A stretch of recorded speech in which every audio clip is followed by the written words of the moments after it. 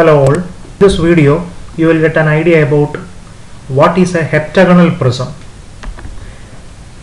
Heptagonal prism, actually it is the shape of the end face is a heptagon. Heptagon means there are 7 sides. That is called a heptagonal prism. Heptagon, it is called heptagon, and both the shape of the end face are a heptagon. It is called a heptagonal prism. So select a model workspace, select the polygon, edge polygon, select any one plane and place first point and place second point, and then enter specify the sides of the polygon as 7 and press here.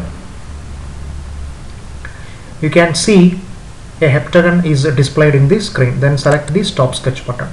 So you can see 1, 2, 3, 4, 5, 6, 7. So there are 7 sides. Then create extrude, select the face and extrusion distance as say 100, then press OK button. You can see a heptagon is displayed. There are 7 edges on the top. Then what are the specialities of a heptagonal prism? So how many faces are there? So faces, how many faces? So there are one heptagonal face on the top and one heptagonal face on the bottom. So 2 heptagonal faces are there. And the connecting faces, so you know in every prism the connecting faces, the shape of the connecting faces is actually a rectangle. If it is a triangular prism, if it is a rectangular prism, or it is a pentagonal prism, any prism, the connecting faces, the shape of the connecting face is actually rectangle. So there are 7 faces are there, so 7 plus 2.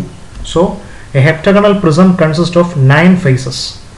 Then how many corners are there? So you know 1, 2, 3, 4, 5, 6, 7. So there are 7 corners on the top and 7 corners at the bottom. So there are 14 corners in an heptagonal prism. Then how many edges are there? So 7 edges are on the top, 7 edges are on the bottom, and 7 longer edges are there. So 7 multiplied by 3, 21. So there are 21 edges in a heptagonal prism. So a heptagonal prism consists of 7 plus 2, 9 faces, 7 plus 7, 14 corners or vertices, and 21 edges. Out of this 21 edges, 7 edges are called longer edges. So this is the longer edge.